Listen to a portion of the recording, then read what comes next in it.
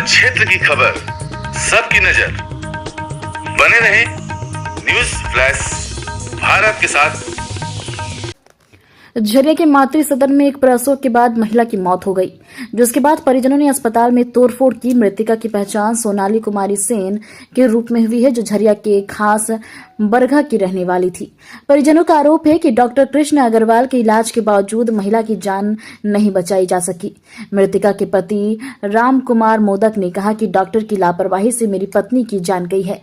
सोनाली को शनिवार की सुबह मातृ सदन में भर्ती कराया गया था, जहां डॉक्टर ने नॉर्मल डिलीवरी की बात कही थी, लेकिन प्रसव के बाद महिला की मौत हो गई, जिससे परिजनों में आक्रोश फैल गया है। उन्होंने अस्पताल में तोड़फोड़ शुरू कर दी है, जिससे नियंत्रित करने के लिए झरिया पुलिस को मौके पर पहुंचना पड़ा।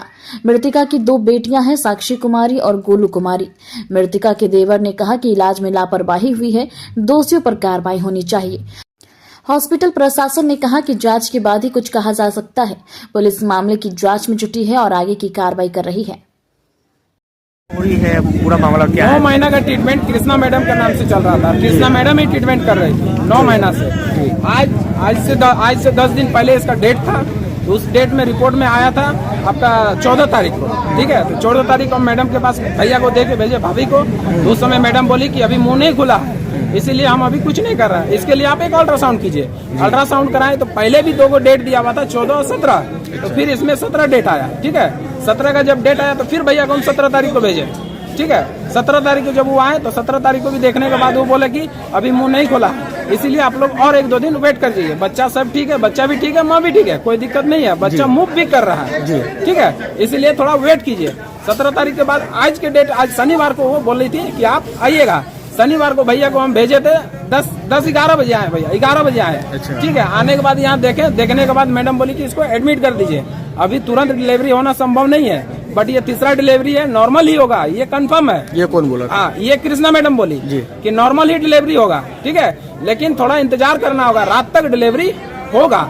भैया हमको फोन किए, उस समय हम बलियापुर में थे, ठीक है, बलियापुर मेडिकल में थे, हम कुछ दवा ले रहे थे। उस समय भैया हमको बोले कि अब भाभी को एडमिट करने पड़ रहा है। तो हम बोले भैया को ठीक, इसको एडमिट कर दीजिए, लेकिन मैडम जो बोलेगी वही कीजिएगा। इनकेस अगर वो सीजर की डिसीजन देती है तो उसको सीजर के लिए आप साइन कर दीजिएगा। सीजर करना नॉर्मल चीज है, ठीक है।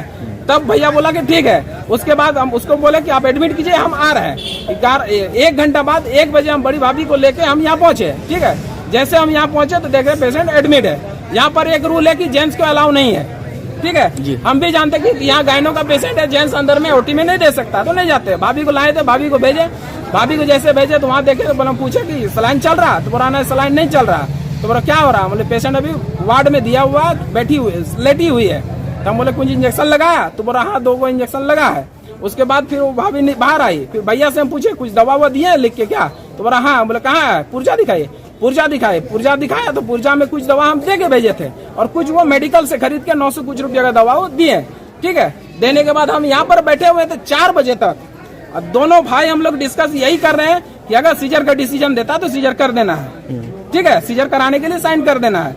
लेकिन मैडम एक शुरू से यही बोल के आई है कि सीजर नहीं, नॉर्मल ही हो जाएगा, वेट इंतजार कीजिए। और हम लोग ज्यादा बात नहीं किए, जब तक पेशेंट ओटी में नहीं गया है तब तक हम लोग बात नहीं किए, तब तक हम भाभी से ही बात करवाए हैं, ठीक है। उसके बाद जब पेशेंट ओटी में गया उस समय भी पेशेंट बोला कि नहीं पेशेंट ठीक ठाक है, डिलीवरी प्रोसेस में लगा हुआ। गार्ड से पूछे तो बोला नहीं पेशेंट आपका डिलीवरी हो रहा है। उसके बाद उस समय हुआ, ठीक है। कुछ देर बाद हमको फोन किया, हम बैंक मोड़ गए तो भैया फोन किया कि डिलीवरी हो गया, बेटा हुआ।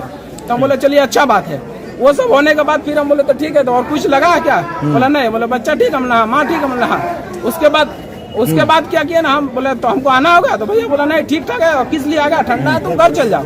हम जैसे गए कुछ देर बाद फिर हम फोन किए भैया को, बोला अरे निकाला बेड से, वहाँ से ओटी से? तो बोला ना अभी नहीं निकाला। हम बोले यार कौन सा स्टिच लग रहा है, अभी तक नहीं निकाला है? हम लोग भी स्टिच लगाते हैं, इस तरह भी स्टिच नहीं लगता कि 1.5 घंटा लग गया। एक काम कीजिए आप डायरेक्ट घुसिए ओटी में और जाके बोलिए कि क्या दिक्कत है। तब भैया बोला ठीक है रखो। तब वो एक कैटगेट लिख के दी, ठीक है। तो भैया हमको बोला देखो कुछ लिख के दिया, देखो लगा रहा। फिर क्या हुआ? ठीक है। उसके बाद वो जाके देख रहा तो बोला पेशेंट को थोड़ा दिक्कत है, इसको ब्लड का जरूरत है। फिर हमको भैया फोन किया कि इसको ब्लड लग सकता है। बोले लग सकता है तो हम खुद देंगे ब्लड, हम आ रहे हैं। तो बोला ठीक है तुम आ रहा, हम नहा आओ। उसके बाद फिर 2 मिनट में भैया जैसे फोन काटे तो भैया फिर तुरंत फोन करा, मैडम रेफर कर रही है। मतलब कहाँ रेफर कर रही है? न बोल रहा नहीं लेके जाइए, बहुत दिक्कत हो गया पेशेंट को, आप लेके जाइए चक्रवर्ती नर्सिंग होम। भैया से हम पूछे कि सांस चल रहा? बोला नहीं सांस उस नहीं चल रहा है। बोले पल्स देखो छू के, बोला ये हमको नहीं समझ में आ रहा है। तब मैडम, हम फिर भैया को बोले काम कीजिए, मैडम से बात कराइए। तो भैया बोला मैडम से नहीं, मैडम खुद भैया को बोल रहा है क्या कि नहीं डी चक्रवर्ती वहाँ खुला हुआ है, आप ले चलिए। तो फिर हम भैया को बोले कि डी चक्रवर्ती अभी पेशेंट को लेगा, ये चैनल खोल के रखा है, ये लेगा वहाँ पेशेंट। तो भैया मैडम बोल रही नहीं हमसे बात हो गया कि ले लेगा। हम जब वहाँ पर बात किए वहाँ से तो बोला नहीं यहाँ डी चक्रवर्ती है ही नहीं। अच्छा, तब भैया को हम बोले पेशेंट आप वहीं रखिए, हम आ रहे हैं। क्या लगता है पेशेंट की यहीं पे डेथ हो गई थी क्या? पेशेंट यही डेथ हो गई है। अच्छा। ये लोग यही, हाँ पेशेंट यही डेथ हो गई है, पेशेंट डेथ कर गया, इसीलिए 10-10 मिनट में बोला ले जाइए ले जाइए। भैया मेरे आप ये बताइए शरीर में आप कौन सा स्टिच लगा रहे थे कि इतना शरीर का ब्लड घट गया और आपको डेथ करके आप यहाँ से छोड़ रहे हैं? आप समय रहते क्यों नहीं बोलते हैं?